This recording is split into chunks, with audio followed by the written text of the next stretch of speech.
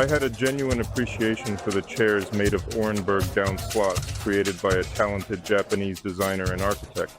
The conversation taking place here is between objects that were created by highly recognized authors like Gaetana, Pesci, and Torres from Saran Art. In the conversation, a brochure barrel was thrown, once more covered with this paint. Moreover, there was this astonishing velvet upholstery, crafted from Hello Friends.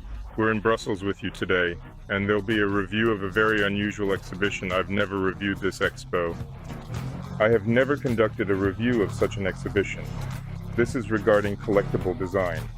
And here we have an exhibition named Collectible. It takes place in the Vanderbach building in the very center of Brussels, which is also very interesting in itself.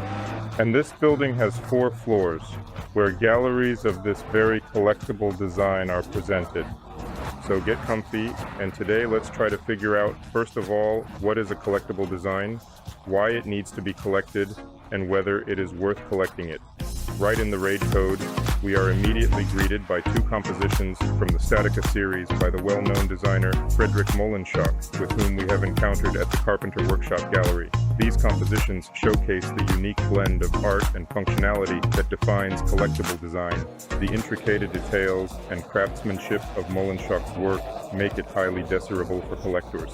Therefore, it is important to understand the value and significance of collectible design in order to appreciate and invest in these remarkable pieces. These are 2 installations that reconsider and transform contemporary architecture and the interaction of this architecture with individuals. In turn, individuals interact with grass when it did not sound strange. One composition is made of aluminum, while the second one is made of 3D printed sand, and there is also a particular dialogue that takes place between them, creating a unique connection. Very naturally, everything is muffled. Well, nonetheless, aluminum, including, permits the addition of it. These grass individuals, they are spread out there. Well, evidently it is feasible to, in some way, incorporate into this remarkable architecture. Opposite the exposition is known as object supernarrative, i.e., objects with a specific narrative, plot, and narrative elements. They primarily narrate stories within games. These are predominantly practical elements, in my viewpoint, because they unquestionably possess a designer design, as one can envision, but simultaneously, one can engage in chess, akin to myself, or even exceptionally enjoyable darts. This is the most remarkable darts I have ever seen in my entire life. I am definitely not a super expert in collectible design, but I can certainly say that this is still design, so these things have a function and serve a purpose. Collectability lies in the fact that these things are produced individually, or in limited series, or specifically to order. As an illustration, I truly appreciated the chairs that were made from Orenburg down shawls by Junya Ishigami, a highly skilled and innovative Japanese designer and architect. Only 5 of them were released in 11.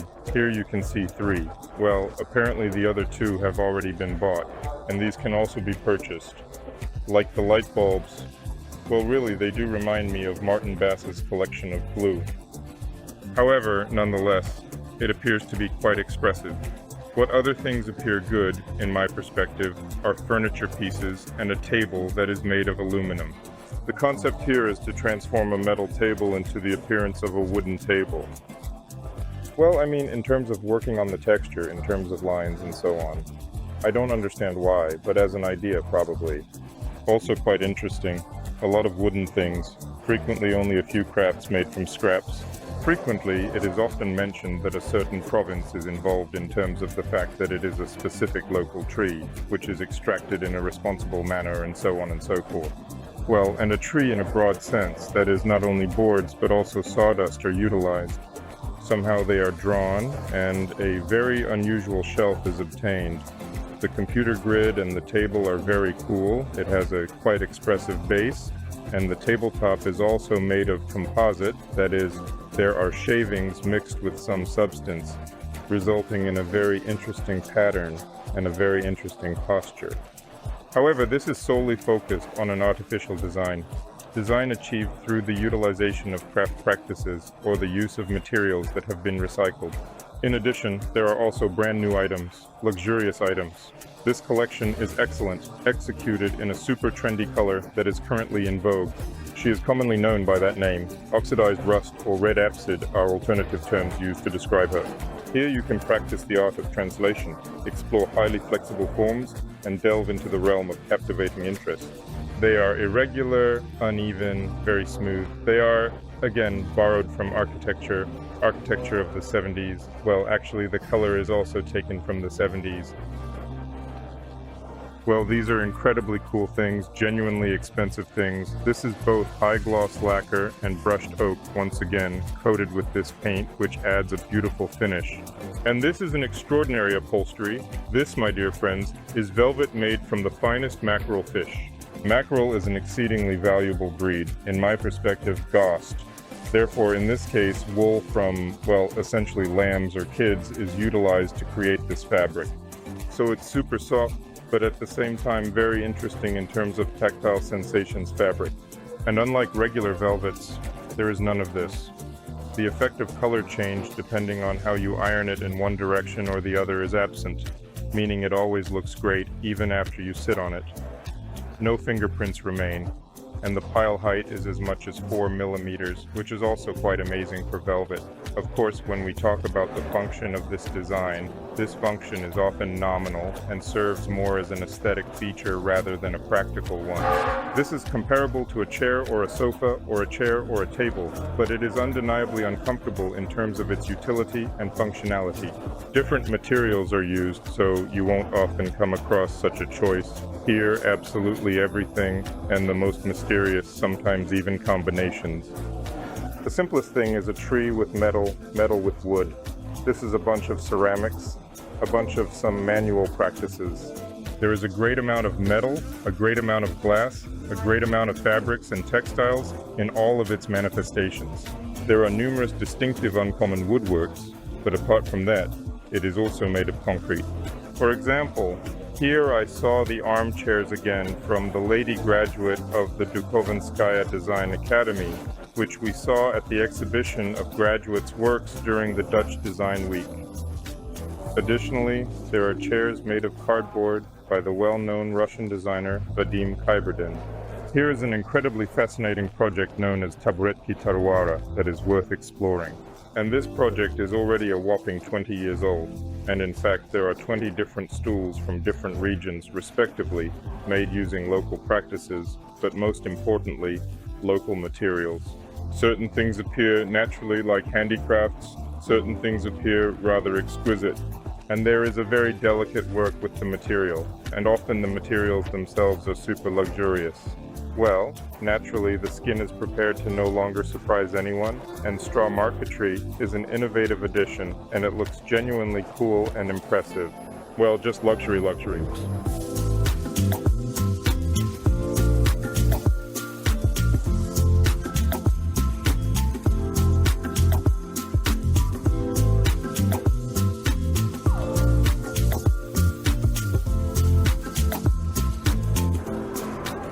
As the design is collectible, it is definitely worth it, of course, accordingly. And in case you are not prepared to make a purchase of a substantial piece of furniture at this moment, I highly recommend paying close attention to, once again, the author's collectible small decorative items. These items can be vases, they can be lamps, they can be textile objects, or they can even be mirrors. There is a wide variety of options to choose from. These items are actually quite reasonably priced and will truly emphasize your exquisite taste. By the way, regarding small decorative items, I was really impressed by the collection. Essentially, it consisted of decorative objects created by a Japanese designer who utilizes the traditional washi technique, which is known as washi in Japanese. In essence, it involves the use of paper. In this location, on this particular floor, there is also an additional author of Russian origin, namely Taras Zholtachev. Well, now he works under the pseudonym Taras Vayam, and since the moment when I got acquainted with his work, so to speak, not with him personally, but with his work, he certainly changed. It all began with a chair named Lymphocyte, and it is still called that. There are multiple collections. I spoke with the individuals from the gallery we represent. They mentioned that even at this exhibition, they have already managed to order and purchase such items. In addition to lymphocytes, there are also a few of fascinating chairs, tables, chests, and in particular, some highly characteristic and visually striking figures. Once again, this incredibly tiny decoration will beautifully adorn your space in the event that you have to make a choice and are in need of something to decorate it with. To create an attractive space, it is crucial to include not only beautiful furniture, but also functional furniture. A highly fascinating initiative which, among other things, can assist in comprehending the origin of collectible design is referred to as dialogues. The dialogue here is between objects created by recognized authors such as Gazzana, Pesci, Torres, Otsos, Ron, and Arat. Conversations with objects made by more contemporary authors, because in essence it was these masters who were at the beginnings of what is currently referred to as collectible design. A collectible design, in turn, can be referred to as a design movement of the 21st century. So in 20, 30, 40, 50 years, when you are asked what era in terms of design was at the beginning of the 21st century, you can confidently state that it is an era on this floor that deserves attention, called form. And it deserves attention because the efforts of craftsmen and designers are combined here. That is, young designers who give hope were invited to come up with new forms, new expressions for traditional practices, for traditional craft practices, and perhaps for not so traditional but quite relevant practices like recycling. This collaboration between craftsmen and designers has brought fresh perspectives and innovative approaches to both traditional and contemporary design. Because the individuals represent different panels that are made from recycled refrigerators, printed circuit boards, in general, any plastic waste materials. Others demonstrate several fresh concepts for utilizing decorative plaster as well as glass engraving, ceramics, and such like. And naturally, it should be mentioned that the outdoor theme remains highly significant in interior design, and there is also a space for it in collectible design within this theme. And here is a complete circle of objects that can be utilized, including on the terrace area. That is, if our interior goes outside and the exterior penetrates inside, then the collectible design, as a full-fledged character of this interior play, also wanders from the interior to the exterior and vice versa. What is extremely pleasant is that as you ascend higher, the level of exposure does not deteriorate. Usually, by the way this happens, that the quality of work decreases, authors become younger and younger. There are also plenty of young authors here, but the higher you climb, the more interesting it becomes. And very different techniques, very different presentation, very different scenography. Scenography often deserves attention too. There are already quite well-known authors. I encountered individuals here who had been showcased at the Scandinavian Design Week with wigs that had been transformed into lamps. A highly fascinating project of a bed constructed from sticks with donut-shaped lighting. And she, by the way, is comfortable because these sticks are springy. This is precisely the work of a young author who is skilled and talented. I was fond of the big spiky wooden tables and also had a liking for the metal vases and metal mirrors, which displayed such an unusual and intriguing technique. And, by the way, I've also seen these guys from the Terrain Atelier somewhere before. And here is just some incredible masterpiece upcycle, a magnificent whole collection of items made from dice. Floor clocks, enormous floor clocks constructed from matchboxes. Awesome chandelier crafted from Duke bottles, and behold, the table is now complete. You'll never believe it, but it's adorned with these tiny labels that embellish luxurious Cuban cigars as well as other non-Cuban ones. Everything looks very cool, and again, it doesn't look trashy.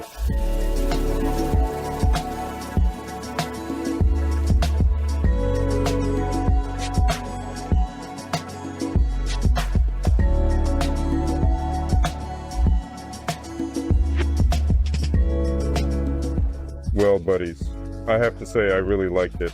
I hope you also liked it. It made me start looking at collectible design in a whole new way. I can't say that I'm a big specialist here, but everything comes with time, so maybe someday I will become an expert in this matter. Without a doubt, a collectible design is something that should be present in every self-respecting modern interior. Whether it will be some kind of investment, whether you can profit from it or not, that, it seems to me, is a secondary question, because here it is still about emotions, about the owner's good taste, about making the interior unique. Unique and cool, after all. It's not about the function here, although on certain occasions it is present and can be observed. It is not always expensive in this location, but in general, of course, these are not mass-market items, because they are usually produced by hand, individually crafted. They are produced, including using modern technologies, but, as we have already found out, most modern technologies, well, in particular 3D printing, are essentially a new form of craftsmanship. And, of course, I would like to separately mention that the selection of items, the curatorial work, is at an absolute peak, and everything looks in one breath. And I would not say that there are any additional things here, low-quality things, some not very comprehensible things. In this sense, this exhibition is much superior in terms of level compared to certain locations of the same Dutch Design Week.